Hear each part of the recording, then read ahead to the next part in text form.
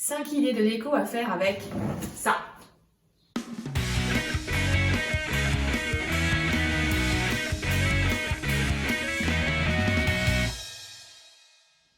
Bonjour et bienvenue sur Oh trop bien, faut que j'essaye. Aujourd'hui, une journée créative. Nous allons créer 5 éléments de décoration avec du carton. Alors, sortez colle, ciseaux, cutter, de la peinture, vos indispensables pour faire du loisir créatif. C'est parti en image.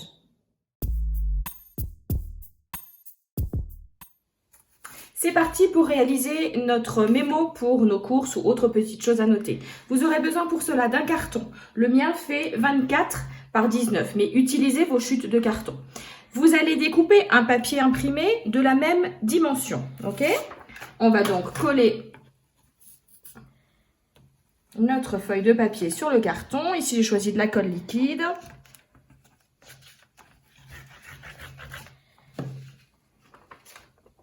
Voilà, on se met bien sur les coins et on aplatit.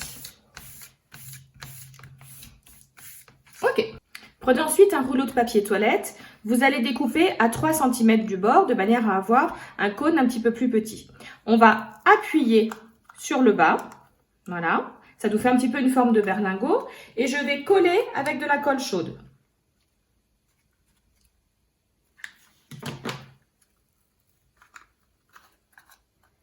Voilà. On le met de côté. Voilà, une fois que votre colle a bien pris, vous allez pouvoir décorer, par exemple, avec du masking tape ou d'autres petits papiers colorés. Voilà, moi j'ai choisi un masking tape assorti au niveau des couleurs. Voilà, juste sur le devant. Et on va venir en fait le coller ici. Ça va être votre support à stylo.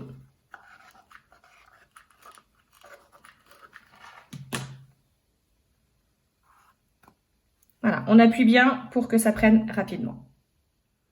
En bas à gauche, je vais positionner un petit bloc de post-it. Voilà. Je vais avoir découpé dans du papier brouillon des petites feuilles que je vais venir positionner ici et que je vais clipper avec ma pince. La pince, c'est ce qui vous permettra de changer régulièrement vos petits papiers. Voilà. Je vais rajouter ici un petit ne rien oublier. Ça faisait partie d'une planche d'étiquette que j'avais dans mes papiers de scrapbooking. Vous pouvez l'écrire à la main, vous pouvez l'écrire sur l'ordinateur et l'imprimer ensuite. Voilà, je pose mon petit stylo et en fait, la petite pince va vous permettre, si vous mettez simplement un petit clou, va vous permettre d'attacher votre plaque. Pour réaliser votre jeu du morpion, vous allez utiliser une chute de carton. Peu importe la dimension, l'essentiel c'est que ce soit quelque chose de carré. Le mien fait à peu près 36 par 36. Pour faire les lignes blanches, j'ai utilisé tout simplement du scotch double face. Voilà. Vous allez marquer un repère, vous allez diviser chaque côté de votre carré en 3, mettre un trait et coller le scotch par-dessus. Ce que je vous conseille, c'est de garder un petit peu plus de marge et de le coller également à l'arrière de votre plaque. Pour réaliser les pions, j'ai utilisé un scotch pour me faire un gabarit pour les ronds. Et puis, bon, pour faire une croix, simplement, voilà, une croix comme ça, avec une chute de papier blanc. Vous allez ensuite utiliser de la feutrine noire. Vous allez utiliser donc votre gabarit avec une craie ou un stylo blanc si vous avez qui marque. Vous allez faire le contour. Et vous allez découper. Une petite astuce quand vous voulez découper une forme ronde, aidez-vous de votre main. La main gauche, celle qui ne tient pas en tout cas, le ciseau. Elle va vous aider à tourner votre rond. Il n'y a rien de plus difficile que de découper un rond de manière uniforme. Pour découper le milieu, vous allez tout simplement faire une petite pointe ici. Et vous allez passer votre ciseau et découper. Voilà, donc on a découpé un rond et j'ai fait pareil avec les croix. Et on va pouvoir ensuite jouer au jeu du morpion. Vous vous souvenez de notre boîte de jeu? Le jeu du morpion sera parfait pour le ranger à l'intérieur. Et si vous voulez revoir la vidéo pour faire cette boîte de jeu, vous avez le lien juste là. Et si vous accrochiez votre jeu sur un mur pour en faire un élément de déco? Bonne idée, non?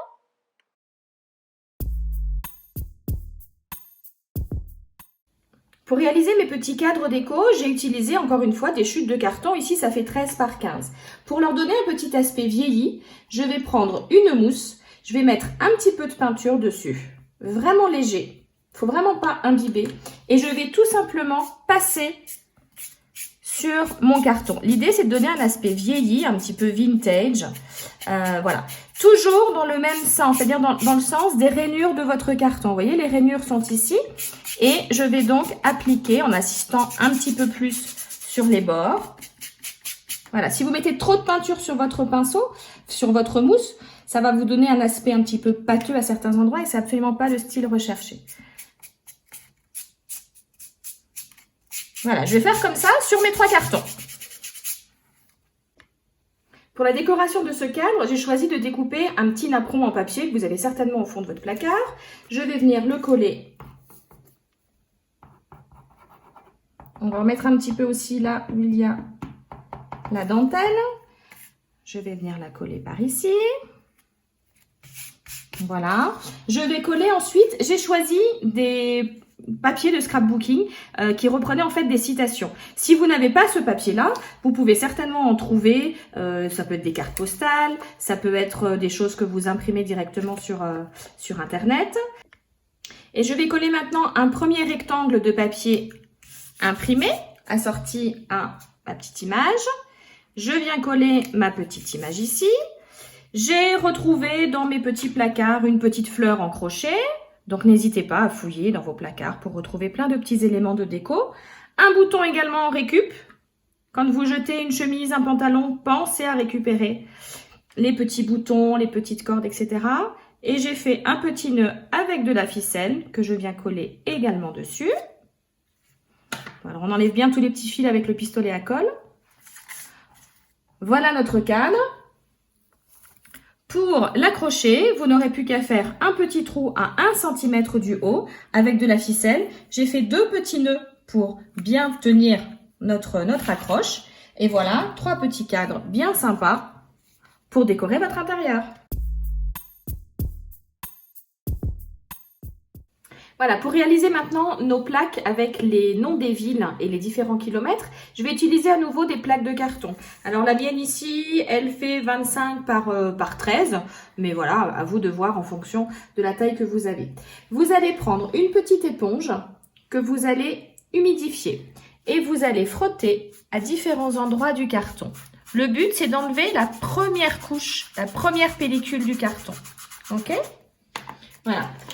Une fois que j'ai humidifié, je vais prendre mon cutter et je vais en fait commencer à arracher la première pellicule et je termine d'arracher avec les doigts. Et je vais faire pareil du côté opposé. Donc j'humidifie la première couche et je vais enlever la pellicule.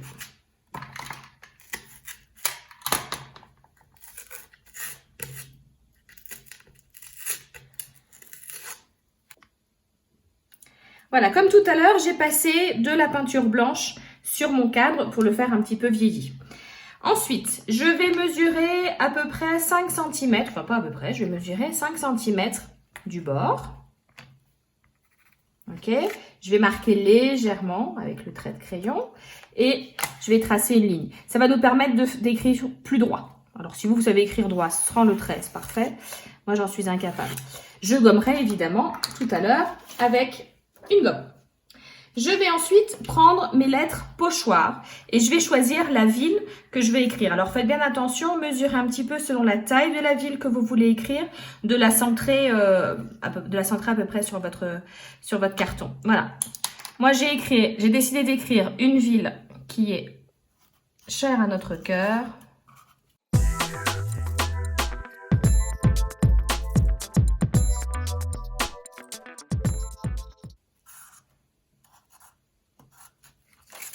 Voilà, donc j'ai écrit la ville de Lyon ici et en fait avec un autre petit pochoir, je vais venir écrire le nombre de kilomètres qui me séparent de cette ville. Et voilà, la plaque est terminée, vous allez bien sûr pouvoir mettre toutes les villes qui vous plaisent, qui vous font rêver, comme vous voulez.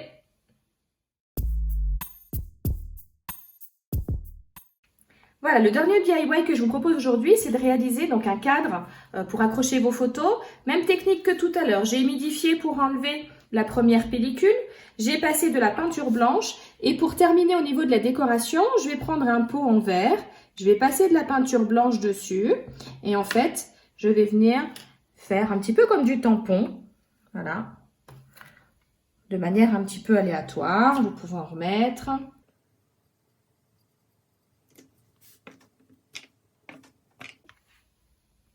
Vous allez prendre ensuite un morceau de ficelle. J'ai choisi de faire donc un premier nœud, un double nœud ici et d'enfiler des petites perles en bois.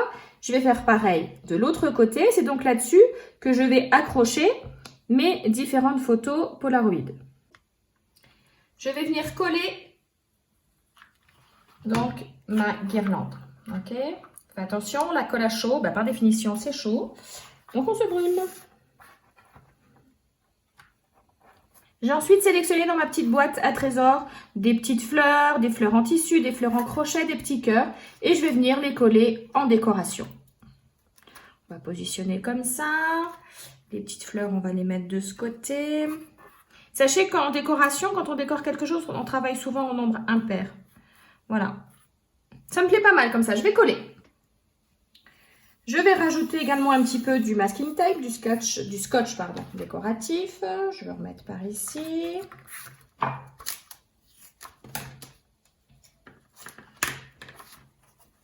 Voilà. Et puis, je vais prendre un ruban, je vais faire un petit nœud. Voilà. Et je vais le coller ici, tiens.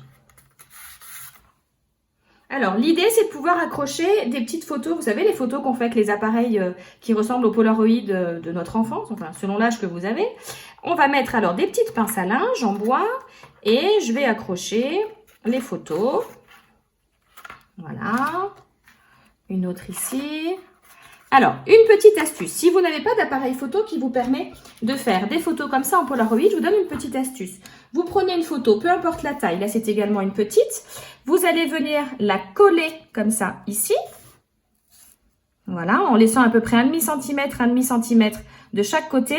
Et on va laisser ici une petite bande d'à peu près 2-3 cm, ce qui va nous faire l'effet d'un Polaroid. Voilà, donc quand on a collé la photo, il nous reste juste à laisser un petit bord d'à peu près 2 cm, comme ça. Et voilà, ça fait l'effet, non ?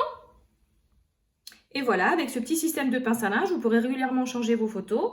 Et à l'arrière, j'ai simplement collé une ficelle pour pouvoir accrocher mon cadre. J'espère que cette vidéo vous aura plu. N'hésitez surtout pas à vous abonner à la chaîne, à activer la petite cloche pour recevoir une notification dès qu'une nouvelle vidéo apparaîtra, à laisser des commentaires, à lâcher des petits pouces bleus.